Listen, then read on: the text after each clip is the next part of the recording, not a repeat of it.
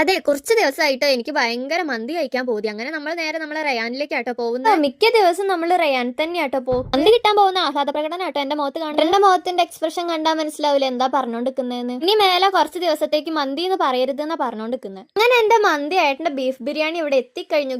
എനിക്ക് ഈ മന്തിയിൽ chicken piece വേണമെന്നോ അൽഫാം വേണമെന്നോ അങ്ങനെ ഒന്നും ഇല്ലട്ടോ. എനിക്ക് ആ റൈസ് കിട്ടിയാൽ മതി, പിന്നെ മയോണൈസ് കിട്ടിയാൽ എനിക്ക് പായസം കിട്ടിയ മാതിരിയാണ്. മന്തി കഴിക്കായിട്ടല്ലോ കേട്ടോ, മന്തി കഴിച്ച ഏട്ടൻ എന്തോ ഒരു സുഖല.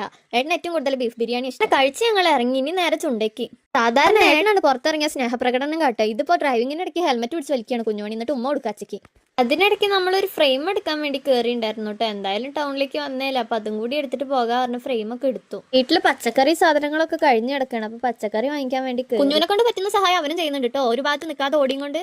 എന്തുകൊണ്ട് ഈ പുറത്തത്തെ കടയിൽ നിന്നൊക്കെ വാങ്ങിക്കുന്നതിനെക്കാട്ടി നല്ലതാട്ടോ ജാംജൂമ് പോയി എടുക്കുന്നത്. ഇവിടെ ഫ്രഷ് പച്ചക്കറി തന്നെയാട്ടോ, പക്ഷെ ഞാൻ റേറ്റ് വൈസ് നോക്കിയിട്ടാണ് കേട്ടോ പറഞ്ഞത് ജാംജൂമ് തന്നെയാ നല്ലതെന്ന്. അങ്ങനെ വീട്ടിലേക്ക് ആവശ്യമുള്ള പച്ചക്കറിയും വാങ്ങി ഞങ്ങൾ ഇറങ്ങി. ഇന്നത്തെ വീഡിയോ ഇത്രയേ ഉള്ളൂ. ഇഷ്ടപ്പെട്ടെങ്കിൽ സപ്പോർട്ട് ചെയ്യാം. ബൈ.